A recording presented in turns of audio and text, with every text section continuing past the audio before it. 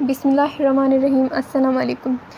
आज का टॉपिक है एक्सक्रेशन इन एनिमल्स, जो 1.3.2 में है, क्लास 12 की बायोलॉजी के चैप्टर नंबर 1 में।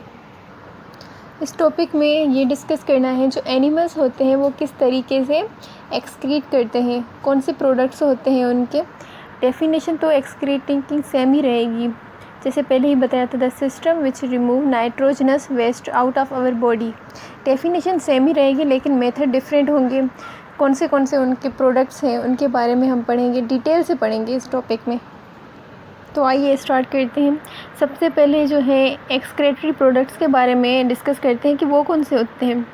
एक होता है, टोटल 3 होते हैं। सबसे पहले जो होता है वो होता है H2O यानी वाटर, दूसरा होता है साल्ट और तीसरा होता है कार्बन डाइऑक्साइड।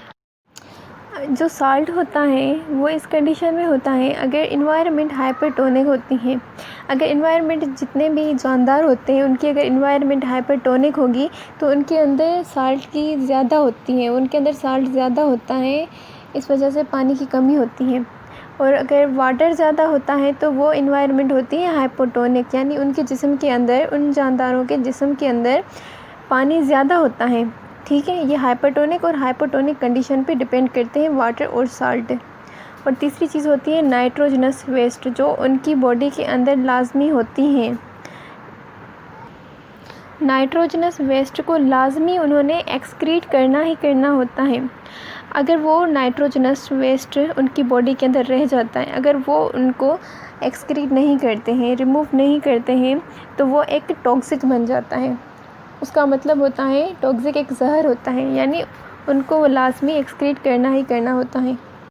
जिस्म के अंदर जब भी अमाइनो एसिड का कैटाबॉलिज्म होता है उससे रिलीज़ होती है अमाइनो ग्रुप, और उस प्रोसेस को बोलते हैं डीअमाइनेजेशन। डीअमाइनेजेशन, अब या तो उसको जो है बॉडी से बाहर रिमूव किया जाएगा या फिर उसको रीयूज़ किया जाता है।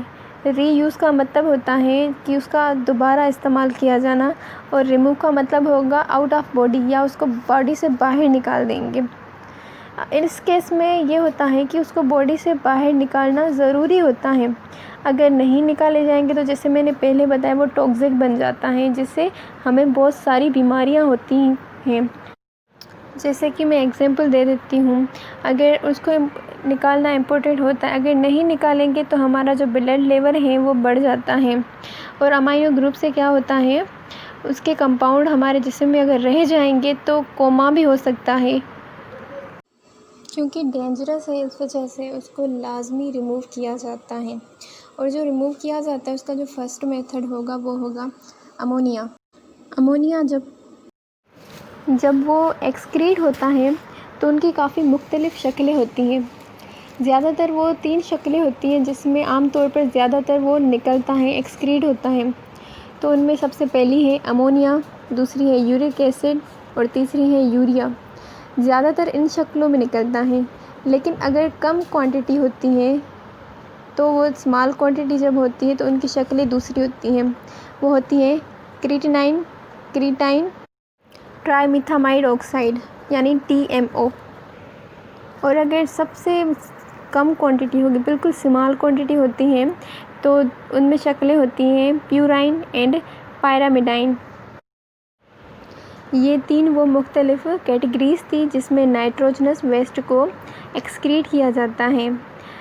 क्योंकि प्यूराइन और पैरामिडाइन में बिल्कुल स्मॉल क्वांटिटी होती है, वो इस वजह से होती है स्मॉल क्वांटिटी क्योंकि उस टाइम पे बिल्कुल उनको ब्रेक किया जाता है, बिल्कुल वो ब्रेक हो जाती है, इसलिए वो बिल्कुल स्मॉल क्वांटिटी में एक्सक्रीट होती हैं। अब बात करते हैं excretory products and their correlation with habitats of animals. जो एनिमल्स होते हैं वो अपने हैबिटेट के हिसाब से एक्सक्रेटरी प्रोडक्ट्स को मैनेज करते हैं। अब सबसे पहले बात करते हैं इसमें अमोनिया की।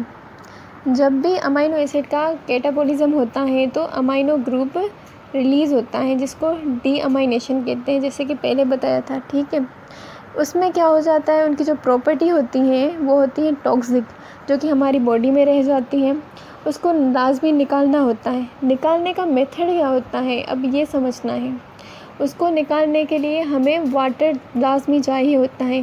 अगर हमारे जिस्म के अंदर बहुत ज़्यादा पानी होगा तो वो पानी वाटर के साथ अमाइनो निकल जाता है बॉडी से। कितना वाटर ज़रूरत में होता है? तकरीबन 500 ml वाटर लाजमी रिक्वायर्ड होता है 1 ग्राम अमोनिया को बाहर निकालने के लिए। अगर इतना सारा जो पानी है हमारे जिस्म के अंदर अवेलेबल होगा तो हम उसको आसानी से निकाल सकते हैं। और इतना सारा जो पानी होता है ये सिर्फ उन जानदारों में अवेलेबल होता है जो हाइपोटोनिक एनवायरनमेंट में रहते हों। हाइपोटोनिक मतलब जहाँ पानी, उनकी एनवायरनमेंट मतलब जहाँ बाहर पानी ज़्यादा होता है, ठीक है। जहाँ बाहर पानी ज़्यादा होता है तो वो उस एनवायरनमेंट में रहेंगे तो उस पानी को पिएंगे, आसानी से पी सकते हैं। तो वो पानी जब उनके अंदर जिस्म में जाएगा तो वो आसानी से अमोनिया को बाहर अपने जिस्म से निकाल सकते हैं। तो वो अपने जिस्म के अंदर पानी रखते और उस पानी के साथ अमोनिया को भी बाहर निकाल देते हैं अपने जिस्म से। अगर अमोनिया हाइपरटोनिक वाले जानदारों में प्रोड्यूस होती हैं तो उनको ज़्यादा नुकसान नहीं होता, क्योंकि वो एक ऐसी एनवायरनमेंट में रहते हैं जहाँ पानी ज़्यादा होता है और वो पानी जिस्म के अंदर ले सकते हैं, फिर उससे अमोनिया को भी बाहर निकाल देते हैं। इससे क्या होता है, इससे उन्हें ये फ़ायदा होता है कि उनका जो नाइट्रोजीनियस वेस्ट होता है वो भी उसके साथ निकल जाता है, ठीक है। जैसे कि मैंने पहले बताया था, अमोनिया नाइट्रोजनस वेस्ट का एक कैटेगरी ही है। अमोनिया नाइट्रोजनस वेस्ट की एक कैटेगरी है जिसको वो अपनी बॉडी से बाहर निकालते हैं और वो इस मेथड से निकाल देते हैं।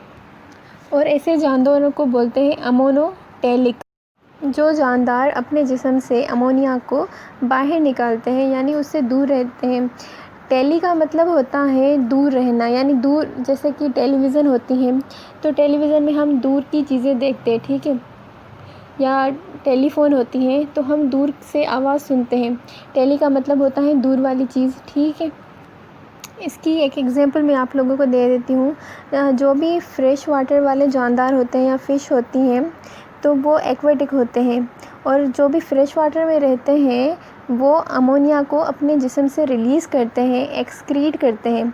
अमोनिया उनके लिए एक्सक्रीटिंग प्रोडक्ट होती हैं, ठीक है। यहाँ तक बात समझ में आ गई होगी।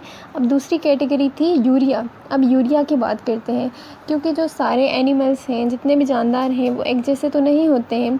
हर किसी के जिस्म में जो वाटर की लिमिट होती है वो नॉर्मल होती है, किसी के जिस्म में ज़्यादा होती है और वो डिपेंड करती है उनके एनवायरनमेंट पे। या तो वो हाइपरटोनिक होता है या तो वो हाइपोटोनिक होता है, ठीक है। अब यूरिया की बात करते हैं तो यूरिया में कुछ एनिमल्स ऐसे होते हैं जो अमोनिया को अफोर्ड नहीं कर पाते हैं। क्यों नहीं कर पाते हैं? उसके रीज़न ये है कि उनके जिस्म में इतना पानी नहीं होता है कि वो 1 ग्राम अमोनिया को निकालने के लिए 500 ml वाटर को दे सके ताकि वो उसको निकाल सके। उनके जिस्म में पानी लिमिटेड होता है, नॉर्मल होता है। तो वो क्या करते हैं, वो ये मेथड यूज़ करते हैं कि वो अमोनिया को निकालने के लिए अमोनिया को यूरिया में कन्वर्ट करते हैं। अमोनिया को वो यूरिया में कन्वर्ट करते हैं। तो यूरिया की एक कन्वर्टिंग एक साइकिल होती है जो मैं समझाती हूँ। तो उसमें अमोनिया यूरिया में कन्वर्ट हो जाता है, जिससे वो कम पानी में आसानी से निकाल सकते हैं यूरिया को, ठीक है। जो अमोनिया यूरिया में कन्वर्ट हो जाएगी उसको, तो इसको बोलते हैं alternative way to change NH3 into less toxic urea. अब इसको साइकिल को समझने की कोशिश करते हैं। अच्छा, एक चीज़ और, ये जो साइकिल ये काम करती है यूरिया वाला, ये हमारा जो लिवर है वो भी ह्यूमन बॉडी में, तो वो भी सेम यही काम करता है। इस साइकिल के अंदर अमोनिया को यूरिया के अंदर कन्वर्ट किया जाता है। तो जितने भी जानदार होते हैं, जब ये साइकिल स्टार्ट होनी होती है तो पहली चीज़ उनके अंदर ये होती है ऑर्निथिन अमीनो एसिड। सबसे पहले उनकी बॉडी के अंदर बढ़ा हुआ होता है। उसके बाद उसमें एक मॉलिक्यूल ऐड करना होता है अमोनिया का, और एक मॉलिक्यूल ऐड करना होता है कार्बन डाइऑक्साइड का। जब ये तीनों चीज़ें मिल जाएंगी तो उससे एक कंपाउंड बनाती हैं जिसका नाम होता है सिट्रोलिन। सिट्रोलिन में एक मॉलिक्यूल ऐड किया जाता है फिर अमोनिया का। फिर इस वजह से जो कंपाउंड बनता है उसको हम कहते हैं आर्जिनोस सक्सेनेट। आर्जिनोस सक्सेनेट को कुछ एंजाइम्स आर्जिनिन्स में कन्वर्ट करते हैं। फिर आर्जिनिन को एक एंजाइम जिसका नाम है आर्जिनेस, वो उसको कन्वर्ट करता है यूरिया में। फाइनली हमें हमारी साइकिल मिल जाती है अमोनिया से, जो कन्वर्ट होकर यूरिया बन जाती है। और फिर हमें मिल जाती है आर्निथिन, जो कि अगली साइकिल स्टार्ट करने के लिए हमें फिर से मिल जाती है। ये हो गई यूरिया साइकिल। वो ऑर्गेनिज़म्स जो यूरिया को बाहर निकालते हैं उसको बोलते हैं यूरिटेली। जैसे कि मैंने पहले भी बताया था, टेली का मतलब होता है जो दूर करते हैं चीज़ें, ठीक है। वो एनिमल्स जो अपने जिस्म से यूरिया को दूर करते हैं यानी एक्सक्रीट करते हैं, बाहर निकालते हैं, उनको बोला जाता है यूरिटेलिक, ठीक है। इसकी एग्जांपल आ जाती हैं मैमल्स हो गई, बोनी फिशेस हैं। ये वो जानदार हैं जो अपने जिस्म से यूरिया को बाहर निकालते हैं, अपने जिस्म से दूर रखते हैं। अब तीसरी चीज़ बात करते हैं, वो तो तीसरी जो कैटेगरी है वो है यूरिक एसिड की। तो यूरिक एसिड में कुछ जानदार ऐसे होते हैं जिनके पास पानी बहुत ही कम होता है। जैसे कि एग्जांपल आप ले लें, जो हवा में उड़ते हैं, जो बर्ड्स होते हैं, बर्ड्स के पास पानी बहुत कम होता है क्योंकि वो हवा में उड़ते हैं, ठीक है। तो ऐसे जानदारों के लिए फिर यूरिया अफोर्ड नहीं कर पाते, फिर यूरिया को अफोर्ड नहीं कर पाएंगे, उनके पास इतना वाटर नहीं होगा कि वो यूरिया को अफोर्ड करें। फिर उनके लिए जो प्रॉपरली बेस्ट थिंग होती है, जो उनके बॉडी के अंदर से नाइट्रोजनस वेस्ट को बाहर करती हैं कम पानी में, तो वो होती है यूरिक एसिड। उन जानदारों के लिए बेस्ट चीज़ यही होती है यूरिक एसिड की कम पानी में वो निकाल सकते हैं। उनके लिए ये एक्सक्रेटरी प्रोडक्ट होता है यूरिक एसिड। तो इस्तेमाल कुछ ऐसे करते हैं कि इसका जो यूरिक एसिड का जो 1 ml होगा वही काफ़ी होता है 1 ग्राम यूरिक एसिड को बाहर करने के लिए। Only 1 ml is required to eliminate 1 gram of uric acid. अब इसकी एग्जांपल ऐसे होती है कि ये कौन से होते हैं जानदार, ये होते हैं, इनमें 4 कैटेगरीज आती हैं, जो कि बर्ड्स हैं नंबर 1 पे, दूसरे नंबर पे इंसेक्ट्स, तीसरे नंबर पे है रेप्टाइल्स और 4th नंबर पे है लैंड स्नेल। ये ऐसी इन्वायरमेंट में रहते हैं जो हवा में होती है, ठीक है। इनमें से काफ़ी सारे ऐसे इन्वायरमेंट में रहते हैं जो हवा में होती हैं या कुछ बंद जगहों पे होती हैं जहाँ पर पानी काफ़ी कम होता है। तो 1 ml ही उनके लिए काफ़ी होता है 1 ग्राम यूरिक एसिड को बाहर निकालने के लिए। मैंने तीनों कैटेगरी को 1 बाय 1 डिटेल से समझाने की बहुत कोशिश की है। उम्मीद करती हूँ कि आप लोगों को समझ में आ गई होगी बात। ये लेक्चर यहीं ख़त्म होता है, मिलेंगे नेक्स्ट लेक्चर में। Thank you for watching the video.